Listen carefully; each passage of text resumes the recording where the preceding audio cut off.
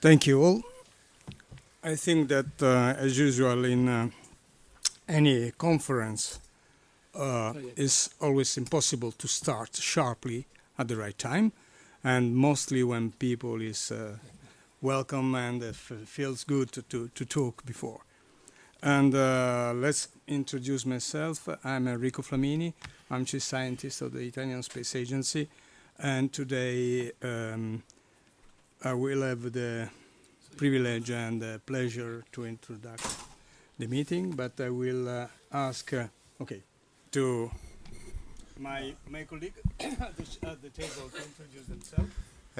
Hi everybody, probably you've received quite a few spam emails from me. I'm Daniel Garcia from the United Nations Office of Outer Space Affairs. I'm a program officer over there and one of the co-organizers of the meeting. Thank you. Sure, Okay, I'm Paolo Giommi from the Italian Space Agency.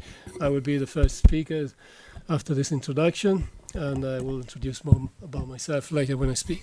Good morning. My name is Andy Pollock from the University of Sheffield in the north of England.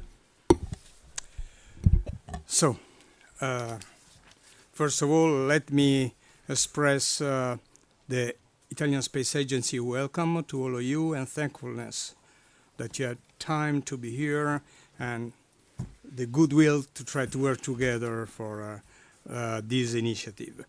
As Italian Space Agency, let me also say that we are very proud to host this expert meeting today here in Rome, and a meeting that is intended to prepare the workshop for the Open Universe initiative that sees Italy as a strong supporter.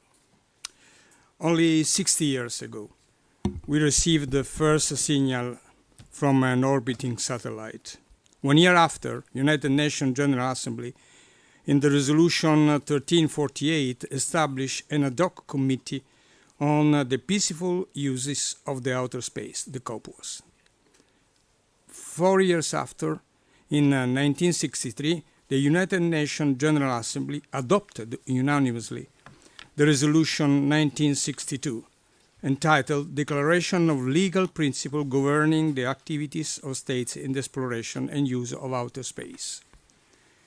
In this resolution, as well in all the principle and declaration on the use of the space from the United Nations, the concept that the exploration, the use of outer space should be carried on for the benefit of all the peoples, irrespective of the degree of their economic or scientific development, is always present.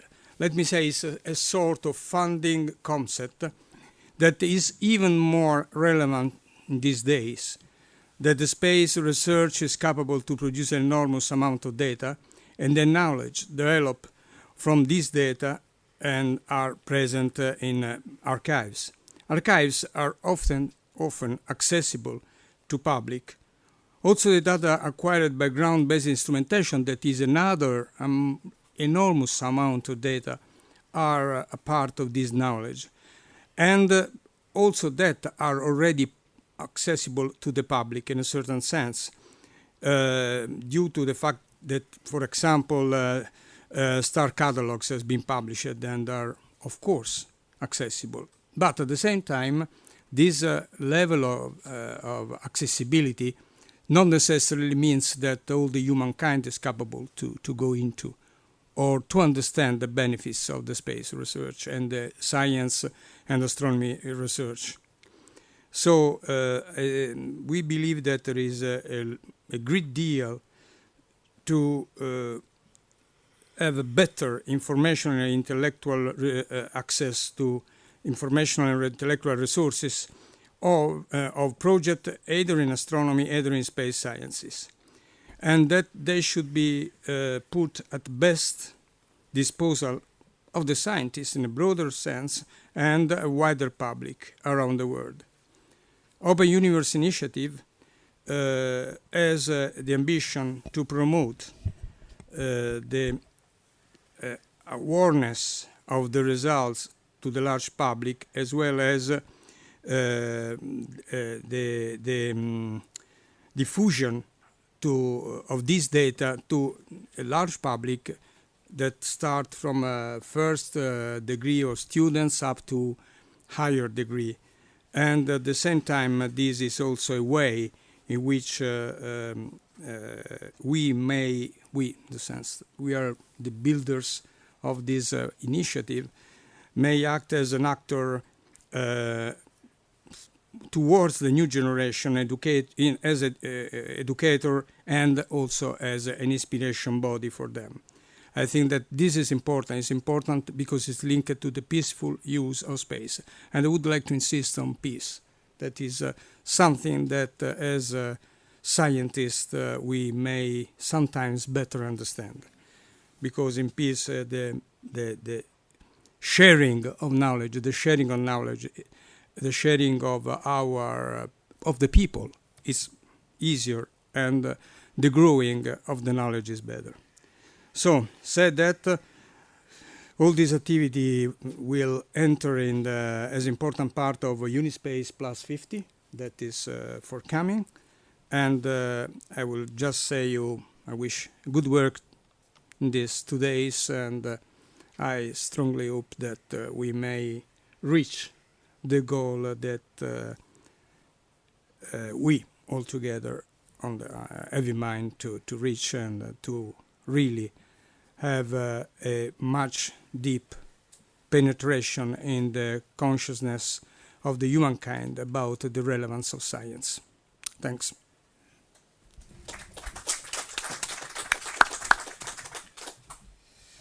So that I will leave the floor to Paolo for the keynote speech. Okay, thank you very much. Good morning again.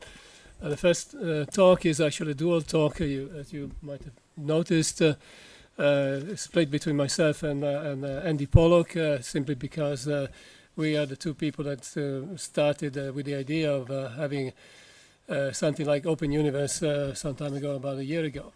So I will try to give an overview of the basic thoughts at the basis of this initiative. Andy will go into a little bit more detail later. The idea is anyway to start something and to share ideas all together. We propose some initial thinking, but this is just the starting of a path along which we need to define altogether what really is needed to be done to implement the ideas behind Open Universe. So let's see if this works. Okay. Here it says it's an Italian initiative because when you go to the United Nations, it's a member state that proposes something. So it was proposed by Italy through the Italian Space Agency. So it was proposed at the COPUOS session of June 2015. COPUOS is the Committee of the Peaceful Uses of Outer Space of the United Nations.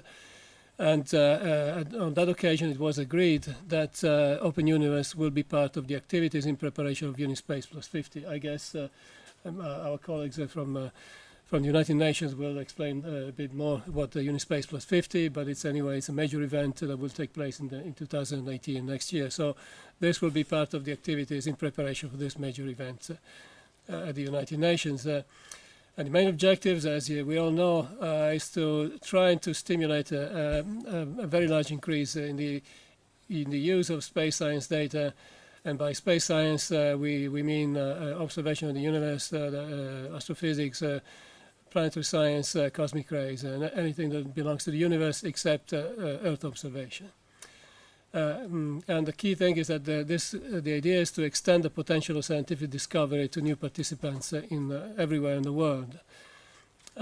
We expect that a very wide range of communities will benefit of Open Universe, from professional scientists to citizen scientists, teachers, students, and potentially anyone in the world. As I said a second ago, Open Universe was proposed by Italy as a contributing activities in preparation of Unispace Plus 50, along a thematic priority, capacity building, with focus on science, technology, engineering, and mathematics. That's the sector where we belong to. We all know that we are living, certainly everybody knows that we're living a moment where computing power and data storage are becoming almost limitless resources available essentially to everyone. Open data is also a very well established principle in almost every scientific discipline, which certainly drives innovation and productivity. That doesn't mean we have done all that is needed to do. There is still certainly certain differences and considerable degrees of unevenness in the services offered by the scientific data providers. So we thought that initiatives like the ones we're presenting here, we're discussing here, are necessary to expand the availability and accessibility of open source space science data. A few concepts. Space science data are produced with public money, and it's certainly a valuable asset. It should be considered as a public good, given that it's being produced with public money, and it should be preserved as such.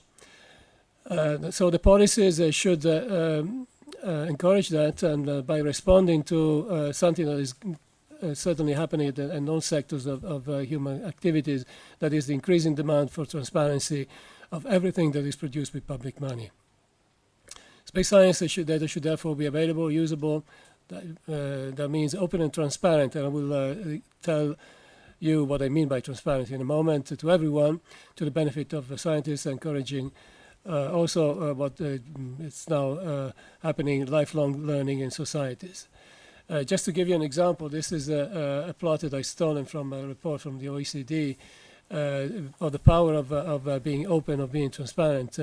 This is a plot of the number of citations as a function of time since submission for papers that are submitted to archives and papers that are not submitted to archive. This refers to physical review D.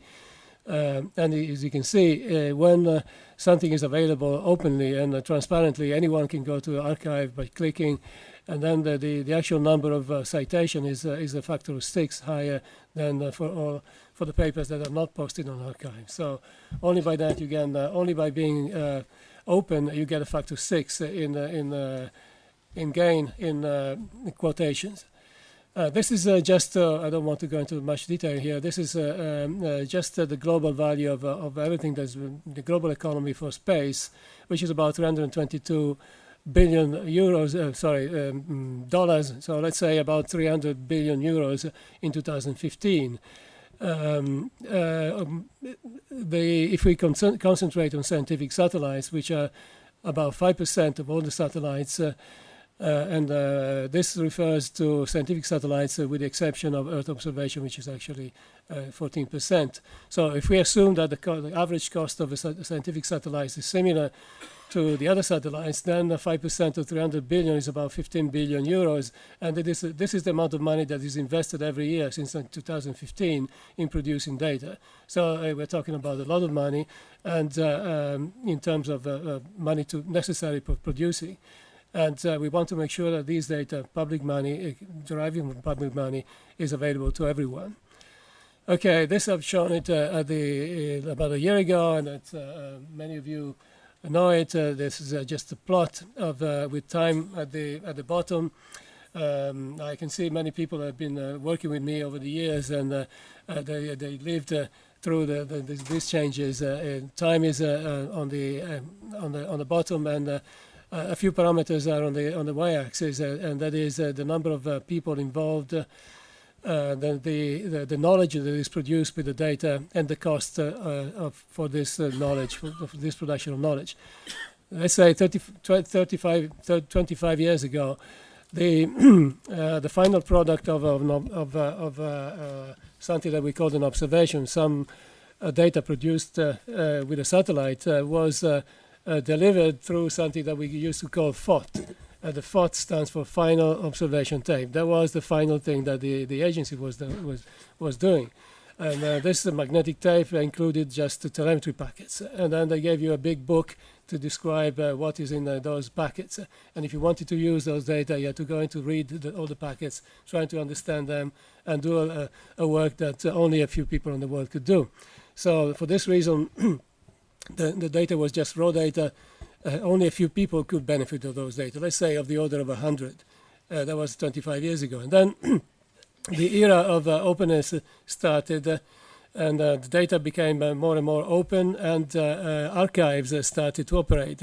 Archives were doing the dirty job, if you like, the complicated things that you need to know to decode the tapes and to calibrate the data were all done by the archives, and the higher level products were offered to the community. That means that the combination of the fact that the data were becoming open, and that the complication were removed from the user. We moved from let's say 100 people to about let's say 10,000 people, and thanks to that, the advancement of knowledge, the knowledge produced with the same data, started to increase by a large factor. So openness is certainly a multiplier of production in terms of knowledge, which is in the end the ultimate goal of a mission dedicated to science. Now we are here and we want to step into the future. Our ideal future is where the data becomes more and more openly accessible, and even more than openly accessible, as we show, transparently accessible. That means that people don't need to have specialized knowledge to use it. And if we are able to do that, and we offer more and more data to a wider community, maybe we will trigger something that will make sure that many more people will benefit of the data produced in science, and this is even at the citizen sciences level. But not only that, there will be many other people who could be simply interested in science, and that could be even young people who could be inspired into scientific careers, and that's also a social return for this exercise if we are successful. So I need my glasses here. Okay. Now we have to define three levels of data: the proprietary level, which is and open, and what I mean transparent. Now, some data, scientific data, is proprietary when it's only available to the project team members, and this is maybe a temporary situation, which is typical in astronomy and planetary science, or sometimes is also permanent, at least so far. Typically in cosmic rays, but also in very high energy gamma rays. Different communities, different behaviors, but the trend is to go from proprietary more and more to open. And from open, I mean some data set is available somewhere to anyone, typically on online digital archives, where there are no technical or legal restrictions. Somebody can go there and pick it up. That doesn't mean that he can use it. To use it, usually you need specialized knowledge. And this is the situation basically now. Scientists can do that, but not everybody. If we want to move to a world where things are more transparent, they have to be user-ready. The data, that means if you're a scientist, it should be science-ready, and it should be usable by anyone. And specialized knowledge is not necessary. That doesn't mean that it's not useful. If you have specialized knowledge, you can do much more. But if you don't have, you can still use the data at some level. Then another key element of transparency is that data should be easily discoverable and free of bureaucracy barriers, and you need also a simple and quick learning curves, because if you have something that is very complicated to learn, people will simply go away. If you want everybody to benefit of your data, it should be simple. And they should be even web ready. That means that in principle it should be downloadable with one click without having to download other software or anything else. And another key element in the transparency is timeliness. The data should be available in a timely fashion. If you provide the data 20 years after, then there's not too much point in publishing it. So let me give you an example using my favorite case as an astronomer. That's the case of Markarian 421. It's an active galaxy, very famous. I just say supermassive black holes for people who are not astronomers, which emits at all frequencies from the radio waves all the way to the very high energy gamma rays, but also has been candidate for neutrino emissions, new type of astrophysics, and ultra high energy cosmic rays possibly. The new windows are going to be open very, very soon in the future. This is just an example of taken by Aladdin, which is one of the interesting things, services that are available on the web. And the galaxy is the small thing marked by a cross. The two big stars are very close in our galaxy. The galaxy is much further away. And this is what I did for this Markarian 421 galaxy about 20 years ago. In 1995, I published a paper with the so-called SEDs, the spectral energy distribution. That is how energy is emitted across the electromagnetic spectrum. We had a few data in the radio to show that this source has a flat radio spectrum. We had a few data in the optical, and we had at that time data in the X-rays coming from some satellites. And the spectrum here goes from radio to the X-rays. Today we have something like this. The spectrum goes from the radio all the way to very high energy, very, very large energies on the order of a TeV. Not only we have expanded the spectrum, but as you can see, the richness of the data, we have much, much more data available. And this is those are the data that are coming from satellites. So you can see that data produced in space gave a very large contribution to astronomy, as some frequency bands, energy bands can only be accessed outside the atmosphere, of course, like the X-rays or gamma rays. Okay, so the amount of data points that are in this plot are about 50,000 flux measurements. May seem impressive, but the point is how many data exist and that have been already taken and are not in this plot. We want all the data in principle is available to everyone to understand better. And what is the percentage of the data that is on this plot that is available in an open way, but not in a transparent way? Open way means that somewhere there are some data sets, like typically you have photon lists, something that only specialists can deal with. And to do the, as you can see in the X-rays, I'm not sure I can. Okay, in the X-ray, this band here. See if I can do it properly. There are about 600 observations with SWIFT satellite. These are Fermi data here. And I took all the 600 observations and I ran the analysis myself. Typically, this takes months to do that, and if you're specialized. In principle, we want all these data to be available with one click. And if I go to the next slide, you see what you can get today only with one click. And if we were in a place where we had all the data web ready, the difference would be this. So you can see that immediately, and to do the analysis of 500 or 600 observations is not something that people can do easily. I've done it because I'm an expert, because I'm running a data center, because I had people specialized in running pipelines. So if we do that as a service, everybody will be benefiting of this. Okay, so, but then one of the things that is crucial is, as you've seen before, there is a very large variability. These sources vary quite a lot, by a factor of 100, sometimes even a factor of 10,000. So the time domain is extremely important and cannot be ignored. This is an example. I'm not sure I will be able to start this. This is a movie that, okay, you can see the same object as before as time goes by. On the top there's the gamma ray light curve here. This is the gamma ray at 1 GeV here. Sorry, no, this is a 5 kV. This is as the flux changes in this one. And you see how the machine works. Now, this is particularly useful because you put together data from many different sources. You can see all the satellites here, how many satellites of data have been used to produce this plot.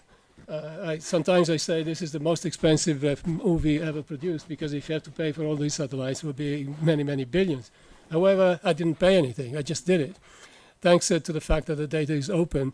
And if it becomes transparent, it will be much easier to do this. And now, in this way, you can see the machine as it moves, as it operates in time, and you can use this not only to understand the physical mechanism behind jets and particle acceleration in space, but also maybe you can use this to train people at the university and teach physics and things like that. So the benefit of this will be at many different levels. Okay. Again, let's see if we can define where are we now. With the proprietary data in yesterday, today, and tomorrow. Yesterday, let's say 1980s, everything was proprietary. Today, how many data are still proprietary? We don't really know. I'm sure there are a lot of space data sitting somewhere that we don't even know. We need to be to assess. My feeling is that more than half of the data is actually proprietary, and I'm not talking about science, not talking about astronomy. I'm talking about all the science data that is being produced in space. Yeah, because what I say applies to all the science data, not only to astronomy. And in the future, ideally, we should have 0% proprietary data. And about open data, again, in the 1980s, anything was proprietary. You had to propose, and then you could get. And then after a while, it was clear, especially after the Challenger disaster, things started becoming more open and reused. And today, again, I don't know exactly what is the fraction, but we should assess that. We should try to find out what it is the fraction that is open. Which is the same question as before, probably less than 50%. And again, tomorrow, ideally 100%. Transparent in the sense that I said before, 0%, maybe now, maybe 10%, but I don't know. We really need to measure this. And ideally, we want to go into a world where everything is available to everybody in a very simple way. Okay, how do we go from open to transparent? Now, I just put down a few things that these are, if you want, some components, or if you want the wheels of something that we need to have to build the actual machine. We don't need only wheels, but also we need to build a full machine. Wheels are very useful, and we need good wheels, but also we need to build the machine. So one good wheel is certainly data formats. Many of you have been working also with me over the years, and we know how difficult it was to get a FITS format to be adopted by everyone with all the keywords corrected so that the software would work everywhere. But we're there. We got a nice standard for astronomy, at least. But what about the other communities? They don't apply it. They don't use FITS. They use ROOT for the cosmic rays, for instance. Also the Fermi people use ROOTs, for instance. And then in the world of planetary science, there is something else called PDS. And then I discovered that also astronomy, sometimes they use some compression algorithms, and you have new formats, and you need to be able to read them. You need software. But anyway, we have to have these things. Otherwise, we cannot work. And then we need software standards, like the International Virtual Observatory Alliance, which has done over the years a lot of work, and a lot of infrastructure is available. That's very useful. So we need to facilitate the distribution of the data. The data has to be sitting somewhere, but you need to reach the data and distribute the data.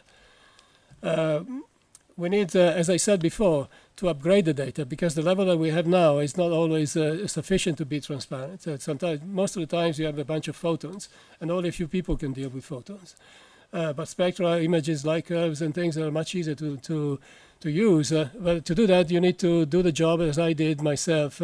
And somebody has to do it. Who has to do it? I don't know. It could be the archives that are doing the job up to a certain point now could do the rest, or maybe it could be somebody else that could do it. We should have open software so that people can reuse the software, and we have some very good examples as well. But people can benefit of the other people's work. Of course, we have to make sure that the scientific quality is retained. One thing that we used to say, if you do a good job on an archive, you get an archive. If you do a bad job, you have a data graveyard. You have a bunch of data that nobody uses it. So you have to make sure that the quality, scientific quality, is preserved for everyone. Then we need to look what it really exists. I don't think we know what are all the data sets that have been produced for those 15 billion euros every year. We need to do that. We need to not only find out how many there are, but we need to find out what is the transparency level or the openness level for these. And trying to increase the volume of things that have become open and then eventually transparent. This could be done through incentivizing open data policies or imposing rules. We need data discovery services for sure, because we have many different sites and offering things, but it's not everybody knows what is available. Having something that points you to the right places is very useful, and that satisfies a fundamental component of transparency, how to find the data that's actually available. We need to improve links with theoreticians, for instance.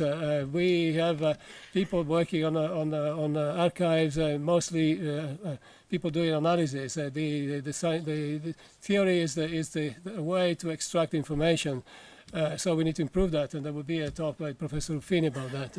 We need to improve links with the academy, and we'll have Francesco Arneo talking about that. We need to improve links with museums, which are the gateway to society. And we need to talk more to developing and emerging countries. And then finally, my list, I'm sure this is not complete, and we are here to discuss, so I hope you will help to make this more complete. You need space science data policies. And this is crucial because we want to encourage real decision makers, the people who make decisions above the 15 billion euros, not the intermediate level, to make sure that they promote or enforce open and transparent policies of space science data. Because if you look at the cost, if you look at it from the inside, it may look very expensive. But if you look and you compare the cost of transparency compared to the 15 billion euros that we already spend, it's a very small fraction. So if you go to the policymakers to make sure that they impose that the data is then made available to the community, then it's only a very small fraction. It's a small fraction. The cost to society is a very small fraction of what is already spent. Okay, to implement all of this, we don't want to do it ourselves, of course. That's why we are here. We have an expert meeting. We want your advice. We want to decide together what is the best way to go there. This is the first step. We will talk for these 2 days. And the real event will be later on this year in November. On the 20th to 22nd of November, there will be a full meeting. There will be a workshop which will be open. People will be able to register, not just by invitation. And we'll continue our discussion in preparation for the activities for the Unispace Plus 50 in 2018. Okay, thank you very much.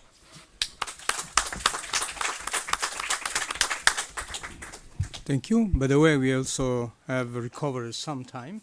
That's always very good. Then I will leave the floor. You have to continue the presentation.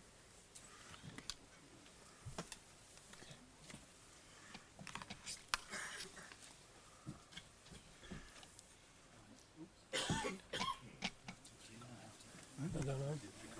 No, not yet, but it's in principle, yeah, it should be, yeah, but it should be, yeah. But we had just one presentation, so I thought that they were continuing. Well, okay. Okay. Morning, everyone. It was not up to you.